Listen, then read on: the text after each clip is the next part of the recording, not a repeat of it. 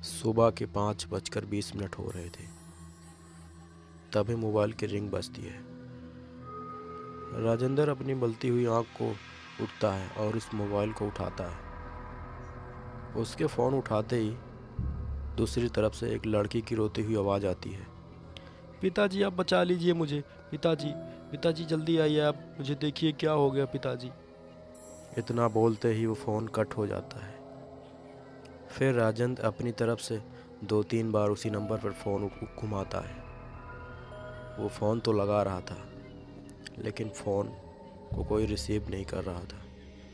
4 से 5 बार फ़ोन करने के बावजूद भी वो फ़ोन कोई नहीं उठा रहा था।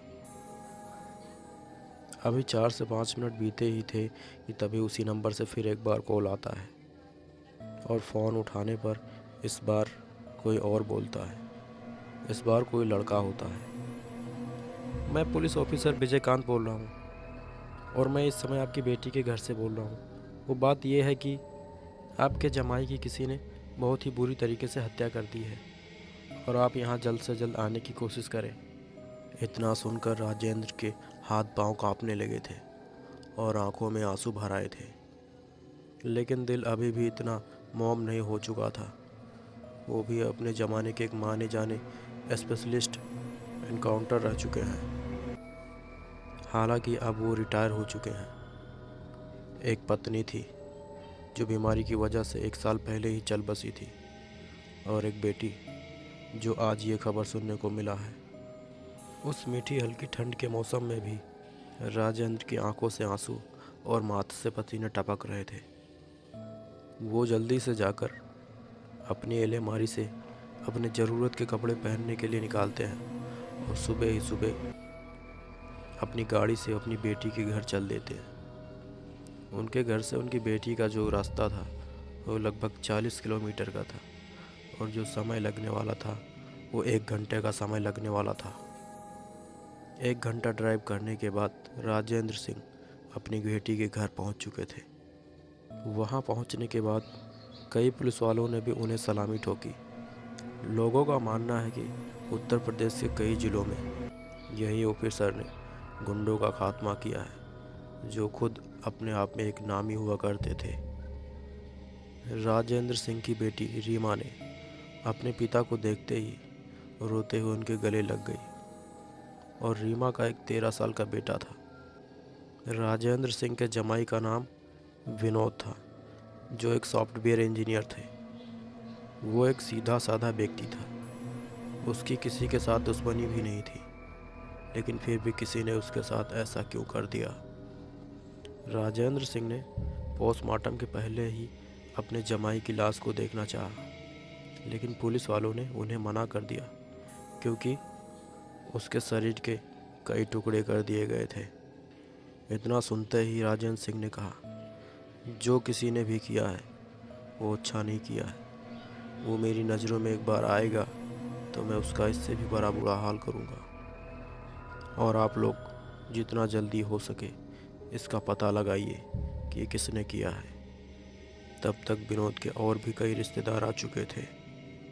राजेंद्र सिंह ने पुलिस में अपनी पकड़ दिखाई और मुजरिम को जल्द ही पकड़ने की मांग की।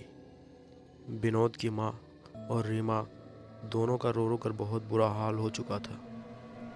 शाम तक पोस्टमार्टम रिपोर्ट घर आ चुकी थी और उसमें भी कोई पता नहीं लगा था। मुलजिम इतना शातिर था कि उसने अपना कोई भी सबूत नहीं छोड़ा था। बस पुलिस रिपोर्ट में इतना लिखा था कि ये इसका मर्डर रात के 2 से 3 के बीच में हुआ है। फिर विनोद का क्रियाक्रम रात तक कर दिया गया। सब लोग गम में डूबे थे और सब इधर उधर बैठे बातें कर रहे थे। कुछ रिश्तेदार घर के आंगन में बैठे थे और कुछ इधर उधर बैठे हुए थे। कुछ घंटों बाद जब रीमा ने अपने शरीर पर काबू पाया तो वो अपने लड़के को ढूंढने लगी, जो 13 साल का था। उसका नाम सौरभ था। रीमा अपने पूरे घर में छान मारा, लेकिन सौरभ का कोई अता पता नहीं था।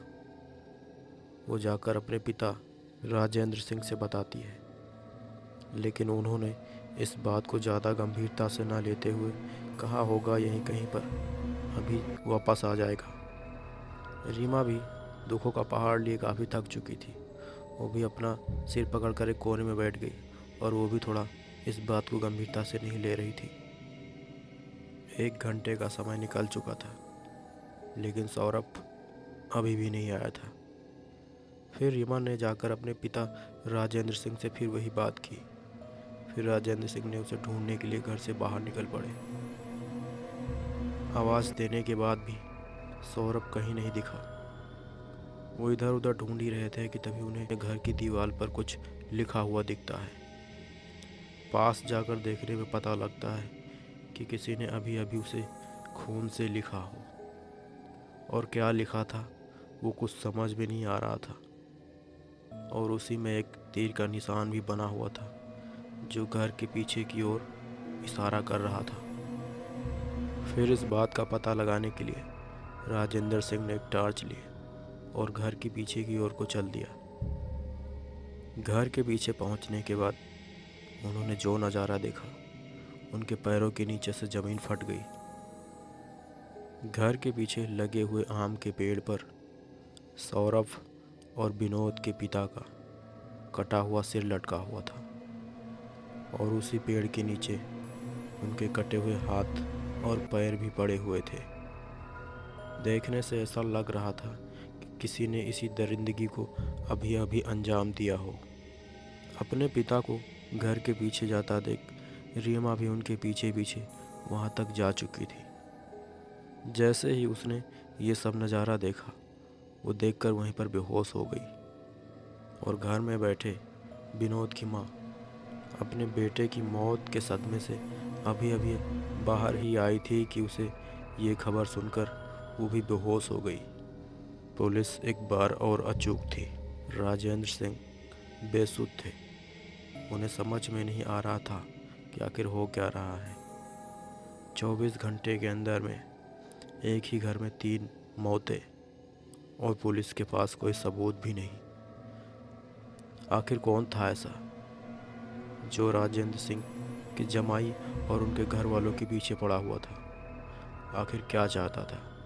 या किसी की उससे पुरानी दुश्मनी थी, या और कुछ?